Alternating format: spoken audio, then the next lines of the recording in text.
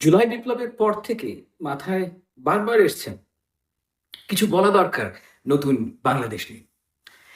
এবং বারে বারেই একটাই প্রশ্ন মাথায় এসছে, আসলে কি কোনো লাভ হবে? নতুন বাংলাদেশ তো আসলে কোনো রেজাল্ট না, গন্তব্য না, লক্ষ্য না। এটা আসলে একটা বাই প্রোডাক্ট। কিসের বাই প্রোডাক্ট? আপনার মানসিকতার, আপনার মেন্টাল স্টেটের। আমার আগ্রহ আসলে আপনি, বাংলাদেশের মানুষ। দেখেন, সংবিধান বলতে কিছুই হবে না যদি আপনি না বদলান।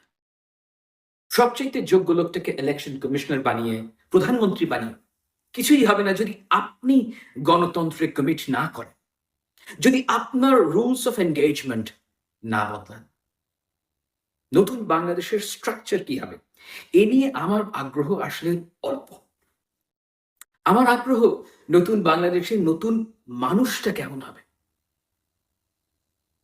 দেখেন, 15 বছর ধরে বাংলাদেশে ফ্যাসিজম ছিল, অন্তত 11 বছর তো ছিলই।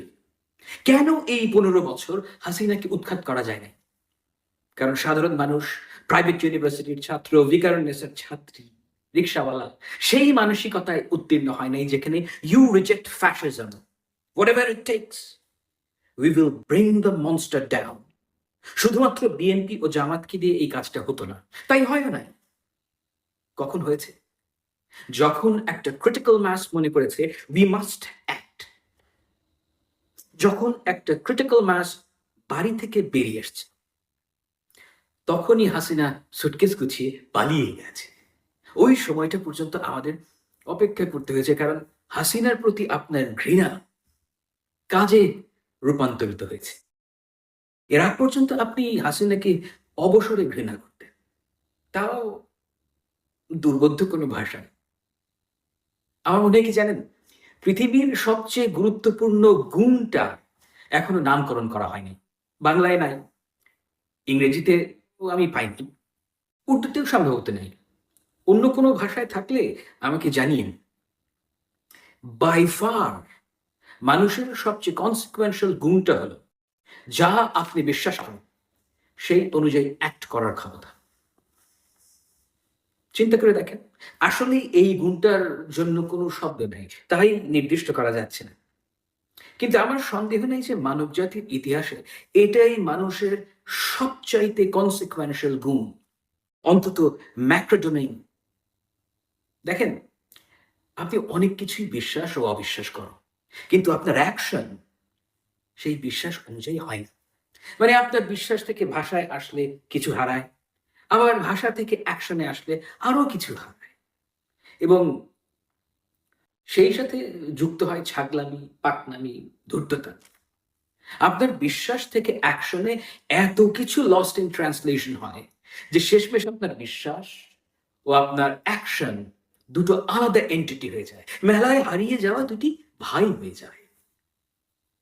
এমন কিছু মানুষ আছে যাদের বিশ্বাস ও যাদের অ্যাকশন একই সুতায় গাঁথা, এবং আমি বলছি এটা একটা আলাদা ঘটনা না, আলাদা একটা ক্ষমতা। পৃথিবী এরাই বদলায়, সে কি বিশ্বাস করে এটা সেকেন্ডারি আলাদা। উদ্যম এই ক্ষমতার নির্ণায়ক শব্দ না, কারণ উদ্যম আপনার অ্যাকশনের রেটকে ইঙ্গিত করে, আপনার অ্যাকশনের উৎসকে ইঙ্গিত করে না মোটেও। আবার ইংরেজিতে কনভিকশন কিংবা ডিভোশন উৎসকে ইঙ্গিত করে সত্যি, কিন্তু এটা যে আলাদা একটা ক্ষমতা সেই দোতনা দেয় না মোটেও।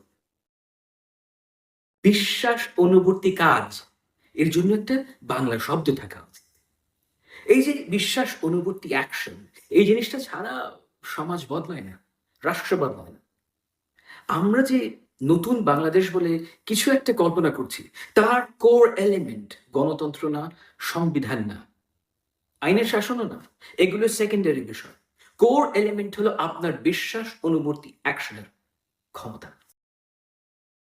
আপনি যদি ইতর হন, সেই ইতরামি আপনি স্কুলে নিয়ে যাবেন, বিয়ে বাড়িতে নিয়ে যাবেন, সংবিধান সংস্কারের মিটিংয়েও নিয়ে যাবেন। আরেকটি কামেল ইতরের সাথে যুক্ত হলে আপনাদের উভয়ের ইন্ডিভিজুয়াল ইতরামি গুণফলে বাড়বে। Such is human condition. মনের গহীনে পৃথিবীকে দেখার যে তরিকা, সেখানে যদি আপনি ছবল দিতে না পারেন, আমাদের জাতীয় জীবনে এমন কোনো মিনিংফুল পরিবর্তন আসবে না। লম্বা, লম্বা কথা বলবো সত্য, কিন্তু তেমন কিছুই আসলে ছেড়া যাবে না। এই ব্যাপারে আমার কিছু বলার আছে বাংলাদেশের তরুণদের। আমার নাম ফাহাম আব্দুস সালাম।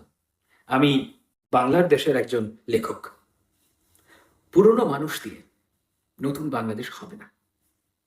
আমি আপনাকে হাত জোর করে নতুন মানুষ হওয়ার আহ্বান জানাই। এছাড়া আমার আর কিছুই দেয়ার নাই, চাওয়ার নাই, বলার নাই। নতুন মানুষ বলতে আমি মোটা দাগে দুটো অবস্থায় বুঝি, মাত্র দুটো অবস্থা। প্রথম অবস্থা হলো আপনি আপনার বিশ্বাস অনুযায়ী অ্যাক্ট করবেন। মনে রাখবেন, আপনি যদি বিশ্বাস অনুযায়ী অ্যাক্ট না করেন, সম্ভবত আপনি মিথ্যা বলছেন নিজের সাথে। যা আপনার মাথায় আসে কিন্তু ঠোঁটে আসে না, কিংবা হাতে আসে না। there is a chance সেটা এক ধরনের মিথ্যা। তবে সেই মিথ্যাটা আপনি বলেন নিজের সাথে। আমার দ্বিতীয় চাওয়া হলো যে আপনার যেন স্যাভেজ মাইন্ড না হয়। এই কথাটা সম্ভবত বলা ঠিক হয়নি। মাহফুজ আমাকে ঢাকায় বলছেন, ভাইয়া স্যাভেজ ওয়ার্ডটা ইউজ করেন না ভিডিওতে, মানুষ ভুল বুঝবে। আমার মনে হলো, আপনি যদি ভুল বুঝতেই চান, তার দায়ভার আমার কেন? স্যাভেজ শব্দটাকে কলোনিয়ালিস্টরা এমনভাবে কলুষিত করছে যে আজকের দিনে মানুষ পলিটিক্যালি কারেক্ট থাকার তাড়নায় মনে করে যে স্যাভেজ বলে কিছুই নেই। আমি অনেক চিন্তা করেছি, why should I be burdened by the white man's guilt? আমি তো ঔপনিবেশিক না, আমি তো কাউকে শিকল পরাইনি। আমার একটাই অনুরোধ, স্যাভেজ মাইন্ড বলতে আমি কি বোঝাচ্ছি সেই সিদ্ধান্তে এখনই পৌঁছে যায় না। পুরোটা আলাপ শুনুন, তারপর সিদ্ধান্ত নিন। তো স্যাভেজ মাইন্ড বলতে আমি কি বুঝি? পৃথিবীতে এমন কিছু বিষয় আছে যার সংজ্ঞা দেওয়া কঠিন, ইলাস্ট্রেট করা সহজ। সেই চেষ্টাই করি।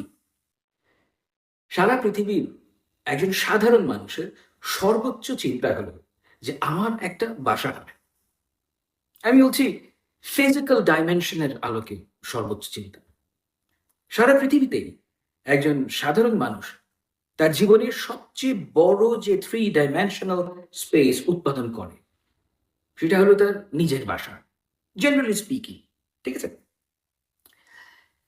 এই আকাঙ্ক্ষার মুখোমুখি যখন সে হয়, মানে বাসাটা যখন বানায়, তখন বাঙালি কিভাবে চিন্তা করে? আপনি যে কোনো বাংলাদেশি আর্কিটেক্টের সাথে কথা বলে দেখতে পারেন। বাঙালি যখন বাড়ি বানায়, তখন প্রায় সবার অর্ডার অফ প্রায়োরিটি একরকম। সবার উপরে কস্ট, তারপর ফাংশনালিটি, তারপর বিউটি। অনেক লম্বা লম্বা কথা বললেও যখন পুশ কামস টু শোভ, অধিকাংশ বাঙালি এভাবেই চিন্তা করে। এক্সপেন্ডিচার হলো প্রথম কনসিডারেশন। মানে আমার বাজেটের মধ্যে সবচেয়ে বেশি জায়গা কিভাবে নিংড়ে নেওয়া যায়। তারপর সে দেখবে ফাংশনালিটি, রান্নাঘর কত বড় করা যায়, কাজের বুয়ার ঘরটা কত ছোট করা যায়, ইত্যাদি। এবং সব শেষে সে দেখবে এস্থেটিক্স। বহু মানুষের কাছে এস্থেটিক্স কোনো ধর্তব্যই না। ঢাকার জাতীয় পার্টির একজন নেতা ছিলেন, মিলন নাম সম্ভবত, বেঁচে আছেন কিনা জানি না। উনি নিজের ছবি দিয়ে মিনিমাম 1 কোটি পোস্টার ছাপিয়েছিলেন 10 বছর আগে। হাটে ঘাটে মাঠে মসজিদে সব জায়গায় ওনার পোস্টার। ভয়াবহ অবস্থা ছিল তখন। খুবই অশ্লীল মানসিকতার মানুষ। আমি রিলে দেখেছি যে এই লোকটা ভিডিও করছে নিজের বাড়ির। আনইমাজিনেবল আগলিনেস, অবিশ্বাস্য, মন খারাপ করা আগলিনেস। আপনারা 80s এর বাংলা সিনেমার ওই ইন্টিমেট মুহূর্তে নায়িকাদের নিঃশ্বাস নেওয়ার আওয়াজ শুনেছেন তো? মনে হয় না যে ওই আওয়াজটা অ্যাকচুয়াল পর্নোগ্রাফি থেকে অনেক বেশি অশ্লীল? মিলনের বাসাটা দেখলে মনে হবে যে এরকম সহজাত কুৎসিত জিনিস আপনি জীবনে দেখেন নাই। মানুষ এত ঘাটিয়া হয় কিভাবে আমি বুঝে পাই না। It's almost criminal. পৃথিবী যে শুরু থেকেই স্টুপিড পিপলের রাজত্ব, এর প্রমাণ কি জানেন? প্রায় কোনো জায়গায় আগলিনেসকে অপরাধ হিসেবে বিবেচনা করা হয়। অপরাধকে আগলিনেস বলে কল্পনা করি আমরা সন্তুষ্ট। এই যে কস্ট, ফাংশনালিটি, বিউটির হায়ারার্কি, আমার মতে এটা হলো স্যাভেজ মাইন্ডের লক্ষণ। প্রতিটি স্যাভেজ মাইন্ড ঠিক এভাবেই চিন্তা করে। অনেক ভাত খাবো, তারপর অনেক শান্তি হবে, তারপর হ্যাপি হবে। রিফাইন্ড মাইন্ড হলো গিয়ে ঠিক উল্টো অর্ডার। মানে বাড়ি বানাতে গিয়ে আপনি সবার আগে গুরুত্ব দিবেন এস্থেটিক্স, তারপর ফাংশনালিটি, এরপর কস্ট। মানে দরকার হলে বেশি দামে বাড়ি বানিয়ে লাইফস্টাইল ছোট করে ফেলুন, কিন্তু বিউটির সাথে কম্প্রোমাইজ করা যাবে না।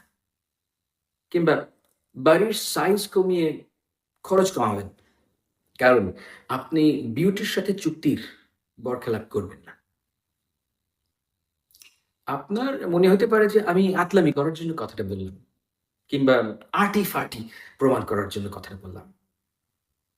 না, আমি সম্পূর্ণ প্র্যাকটিক্যাল কারণেই বলছি যে স্যাভেজ মাইন্ড থাকলে আপনি পৃথিবীটাকে সবকিছু ধ্বংস করবেন। মহাবিশ্বের সমান গুড ইন্টেনশন থাকলেও এই মানসিকতার লোকেরা যাই বানাতে চায় পায়খানা হয়ে যায়। কেন? এই বিষয়টা নিয়ে বিস্তারিতভাবে আলোচনা করতে চাই। আসছি